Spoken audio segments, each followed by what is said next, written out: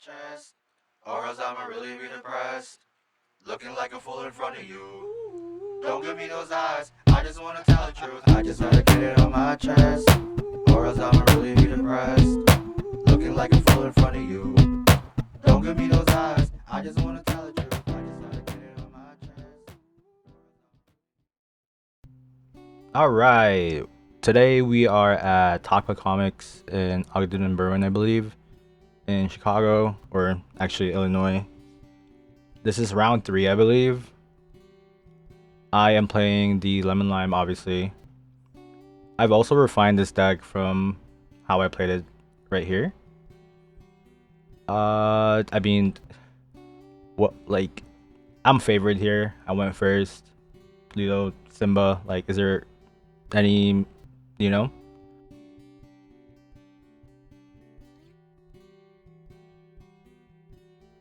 I feel confident in this matchup because me and my boy in the dojo, we've been playtesting this matchup for a while. And what my boy kind of what he added to the deck is actually Ariel in the songs. So we dropped, I believe, 2 Cheshire Cat. And for the songs, I believe we cut Hans. So we could fit the songs. No, Hades, because I was playing Hades in this deck and just in time and all that stuff, you know? But we cut it out, so the approach to the deck build is now focused on consistency versus high rolling, right? Because when Lemon Lime high rolls, it high rolls really good. The boards is so quick, you just losing gaining lore for no reason, honestly, and then you're just next thing you know you're at 13, and they have 5 inks, you know. It's crazy. One thing can lead to another. This Stitch can become Big Stitch next turn, and you know, the Rockstar Stitch next turn, and that's it, you know. Right here, in this matchup specifically, as much as I could, instead of playing Tinkerbell or at sometimes even Cusco, I just make a wider board, if the wider board makes sense. If I have Rockstar Stitch, if I have a Flynn, a Rockstar Stitch, a Small Stitch, and a Cusco, right? I just aim to get a wider board. Also, he didn't get his outs Befuddle, Gaston, and that's it, right? Befuddle, Gaston, Rafiki. He didn't draw into those. I'm pretty sure he's playing more than 60 in his deck, so he's definitely not gonna get those cards consistently against aggro, right? So I just try to capitalize on that. He didn't really get anywhere at this point. I feel at this point I'm just way too ahead, right? Because LeFou trades to readies Simba, swings to the Lilo, but Simba is still there. I can play another Lilo, and then you still have to deal with the Simba, right? And that's why I'm not really a believer of LeFou at the moment. Just for that reason. Yeah, it outs Lilo, right? But other than restanding your own character, right, which is really good, right? It's really good. But it just doesn't help you against your harder matchups. That's why I try to aim to go to 61, 63 in my Ruby Amethyst list, so that I could see the cards that I need to see against aggro. Because aggro is a big problem for this deck. It's really hard to win against this deck, especially when it high rolls. And when it high rolls, it definitely, it's hard. It's tough. It's really tough. Even if you have the right openings, a lot of the times it's tough because it's difficult. So yeah, that was game 1. Quick and just quick, right? I'm very confident in this matchup because my boy has been playing against me. I'm the one who plays Ruby Amethyst. I'm the one losing to the list that I'm playing right now. And I was let me see why, right? So Ruby, Emerald Amber is actually the first deck that I built, and I had a really, it was really fun because it's aggro. I just really wanted to exert, quest, and just race you to the end.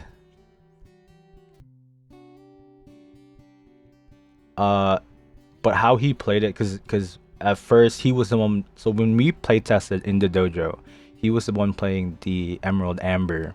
I was the one playing the Ruby Amethyst, and it was switched it around. Um, what happened here is that he discovered Ariel because I was playing Ariel in my Amber Steel deck, and then he added that like song package to the Emerald Amber to add consistency. Because why consistency? Ariel adds Be Our Guest, Mother's Knows Best, Part of Your World, and Hakuna Matata, right? The three cards that so Hakuna Matata is like a guaranteed ink if you get it off of Ariel, right? So you're not inking cards that you need, and you're actually playing cards that you need, and you're inking the cards that like Hakuna Matata, right? Part of Your World serves as like a, obviously you can sing it, and it's not like Hades, because Hades needs like a whole turn for you to play your Cusco next turn, right? So with Part of Your World, you can sing with it and then play the Cusco right there and then, right? Uninkable, right? Mother's Knows Best. I mean, most Emerald decks run it, but consistency as well, because Mother Knows Best in like desperate situation, you can sing with your Ariel, like so play Ariel next turn, sing with the Ariel, bounce back the Ariel, right, to your hand, ink, play Tinkerbell. Like, it's the worst thing ever, but like the fact that you can search it and you don't have to draw these cards is what makes Ariel like add to the consistency of Emerald Amber, because it was struggling with ink with like the Just in Time or the Hades version. I don't think you play Just in Time and Hades at the same time. I'm not sure. I don't think you do, but yeah, that's one of them. And we used to play we only played 2 You've Forgotten Me, and in this build we played 3. 4 is kind of overkill, but 3 definitely helps you capitalize on the board that you already have, right? So even if they have the out to like your Cusco, which is like, let's just say they have the 1 Maui in hand, right? They have 3 hand cards and they preserve the 1 Maui in hand. Swing to your Cusco, right? You both die. They're still top decking. Like, what we experience a lot of times with Emerald Amber is that we were always top decking at like 7, 8, 9 after they like pre-prepared you, and you're just top decking and hoping that it's a Cusco. You're hoping that it's not Mother's Knows Best, right? So that's what we initially agreed on. That we traded like speed, I guess, right? For consistency. That's basically what we traded for. But the thing is, like, this deck can still high roll the Emerald Amber build with the Ariel in the song package. It can still high roll because the cards that allows you to like get to 13 by turn 5 are still in the deck, right? So yeah, we don't play Hans, and Hans is a big factor to like how quick the deck can be, but it can still get you to like 11, 12, 13 at turn 5 very quickly. Like, the high roll is still there because you still play the cards that is played in the high roll. So you don't have to play Ariel. You can just play Cheshire Cat, right? And then turn 4 Tinker, turn 5 Cusco, turn 6 Cusco, like that type of thing. So you can still high roll. It can still definitely happen when it's just not as consistent because you're opening more songs, you're opening Ariels, and yeah. So I mean, you saw it in game 1. It was quick and easy. Well, not easy, but like it's very quick. You know, like he didn't find the cards that he needed for the opening turns. I did, obviously. So and that's it. That's all it comes down to, right? So the gameplay right here, right? If you guys have been watching the game and not just listening to me, he's been doing a great job dodging my Rapunzel. He has not been swinging with Archimedes and Maleficent because he doesn't want me to draw off of the aerial swing to someone and then Rapunzel. But I don't know what compelled him to do it here at this point. Maybe because he's at a point where he can now ink and then be prepared afterwards. So he's just trying to get more value off of the characters that he already has on the board, right? That makes sense. That makes sense. But that led me to like draw 2 more cards. But then he Ursulus, and maybe be prepared after, because he can just easily swing. He doesn't have to be prepared on this turn. Yeah. Okay, but with Rafiki now 2 rested, right? So okay, so I remember, in this case, I quested or traded. I basically exerted Lilo and Ariel because I wanted at least Archimedes or Rafiki to swing. I just wanted one of them to swing so that I could do this. But Rafiki also swung because he had to swing to Ariel, I guess, right? And I'm pretty sure I lose here still. Okay, so I lose here still. This is game 2, by the way. I lose here still because... Okay, so I think the Gaston turn 2 was big enough to stop the rest of my play. Because my hand didn't have... Like, I think I had a lot of, like, Stitches, Lilos, Flynn Riders. Someone that wasn't gonna, like, kill either Archimedes or Hans, right? Because I only play 2 Cheshire Cats. I didn't have Tinkerbell, I think. Yeah. So, like, I couldn't, like, just put my card sideways and then have him trade. And then on my turn, play, like, 2 cards or a Tinkerbell and put it sideways next turn. I didn't have those. I had, like, a lot of, like, small characters. That's why I couldn't, like, do anything after he played the Gaston turn 2. And he went first too. Not only he had the Gaston, he actually had the Archimedes turn 1, which is like huge for him. And that's what spiraled the rest of the game. Honestly, after I saw the Gaston turn 2, I was honestly like, okay, this might not be the game. But me and my boy, this is the first time that I piloted this version of the deck with Ariel. So I wanted to see. I should have just scooped there, honestly. After the second be prepared. Was that the second be prepared? Yeah, second be prepared. I should have just scooped there, but I just wanted to see how far the deck can go since we were going for like consistency and we weren't like a 1, 2, 3, 4, 5, 6 I win type of deck, right? We were like, maybe we can win in the long run with like You've Forgotten Me and stuff like that, right? So I just wanted to like see, because that's what locals is about, honestly. I know we played this a lot in the dojo. We spent a lot of hours in the game in the dojo, but to play from a different person's perspective, right? So like this guy that I'm playing against, Jeff, he's always in a bunch of locals that I go to. 2 locals that I go to actually, Sully's Abode and Topcut Comics. Yeah, I just scooped that game, honestly. It was game 2. I just scooped that game. But yeah, we are spoiled in Chicago, man. We have a lot of locals that have a good turnout. We were like 20 plus in Sully's Abode. Top Cut, we like average like 13, 11. It's pretty good. It's pretty good. And almost everyone is playing meta. It's probably like out of 11 or out of 20, there's probably like 7 that doesn't have like a meta deck or chooses not to have one until more products come in, which makes a lot of sense too. So in here, game 3, I was very confident in this match. Like, I went first. I opened up like Stitch Simba, right? I mean, I went first. That's all that matters to me, honestly. I went first. I didn't whiff on cards. Like, I didn't have like a part of your world, a dead part of your world, or like 3 aerials and something like that. You know what I'm saying? So I was very confident. I had a 1, 2, 3 turn. 4. I mean, dude, my Tinkerbell here like just saved me.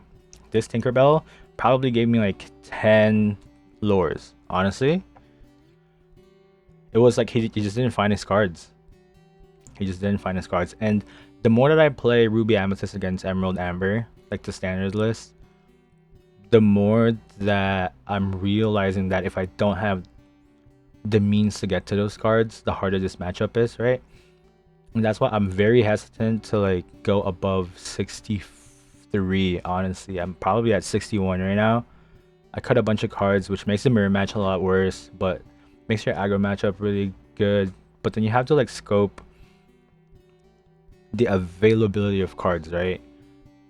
Emerald Amber is definitely cheaper than Ruby Amethyst. It's more accessible as well.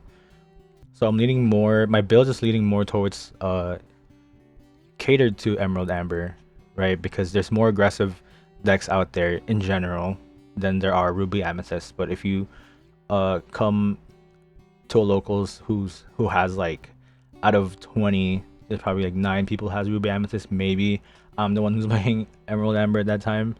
But as of right now, I feel like in a local, if I include myself with the Ruby Amethyst player, it's probably like 4 or 5 of us. Yeah, 5 of us playing Ruby Amethyst out of like 15 to 20. So I don't like playing Ruby Amethyst still. I'd rather enjoy the game in other means. I mean, Ruby Amethyst mirror match is hella fun, but in locals, like I just don't want to sit there for like 55 minutes or 50 minutes just thinking. Not yet, at least. Like I can do that during dojo. We'll have like a 3-hour match for like one game. We'll go that far, you know? But in locals, it's just not the move, honestly. So right here, yeah, dude, Tinkerbell's still alive. I don't even know what's going on, but like Tinkerbell is still alive. Is all I care for.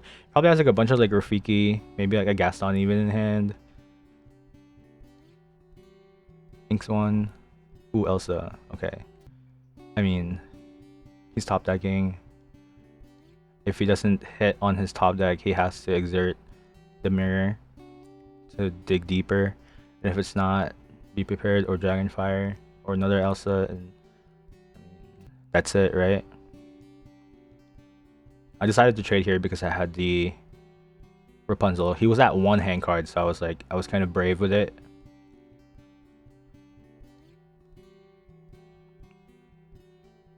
So Cauldron again.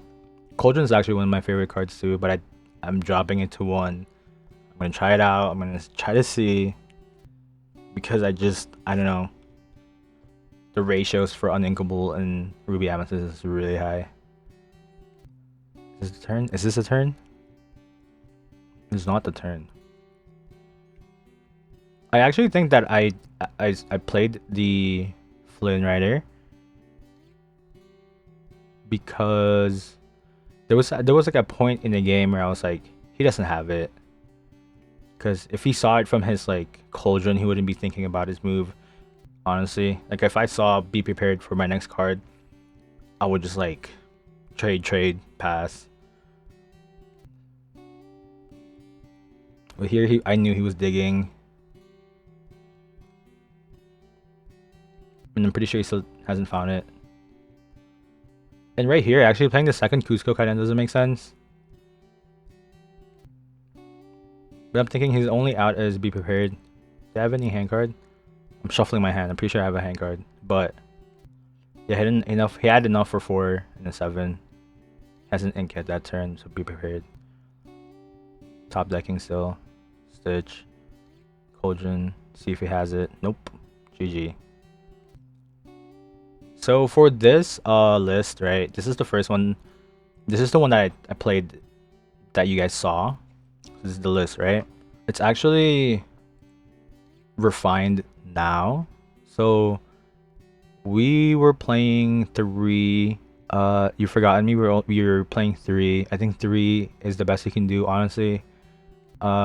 It's really good, but I feel like if we put more cards that's like Hakuna Matata or like a support card to this deck, I feel like the speed will definitely fall off for sure and will become like a mid-range deck, which I don't mind, honestly, because I'm not really a fan of Lilo Simba anymore, because a lot of people do play outs to it nowadays, right? So and then you look at the version 2 when I actually play Hey Hey now, because after locals that night I was playing with my boy John Kiros, and I wanted to try Hey Hey. And Hey Hey actually is my favorite Amber card now. Forgotten Me and Hey Hey is actually like two of my favorite cards now. Hey Hey is my guy. Hey Hey is my guy right now. So this one's the refined version. We cut Hans completely, right? Don't lose your head yet. There's a chance where you can cut two Rockstar Stitch for two Hans and keep the rest. I only like Ariel is just a better 3-drop than Cheshire Cat. I'm sorry that like it just is. That's why we only play 2 Cheshire Cat. But this is the list. Against Ruby Amethyst, obviously, right? You want to see your 1, 2, 3, 4. That's all that matters, honestly.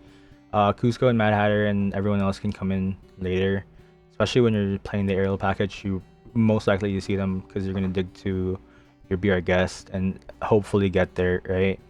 But your 1, 2, 3, 4 is the only thing that matters, or the one that you want to prioritize the most. Your 1, 2, 3, 4. My 4, I wanted to be You Forgotten Me, but a lot of times I've been seeing that I've been playing You Forgotten Me at turn 5. Honestly, Rapunzel is obviously at 3, but like that's one of the things too with Ariel, right? So there used to be a time where Simba's the only one that swings, and then you play Rapunzel, and then draw 2, right? Ariel can do the same thing. That's what makes Ariel like really good too, because of that. I added the genie because like there has been a lot of times where I have enough ink to go to 6 and play a genie because of the consistency that the Hakuna Matata brings and the fact that you can add it from your deck, right? It's pretty good. Hope you guys liked the video. You know, do like and subscribe and all that stuff. You're gonna be seeing a lot more local stuff. You're gonna be seeing a lot more dojo stuff with the boys. Yeah, peace. 29 card?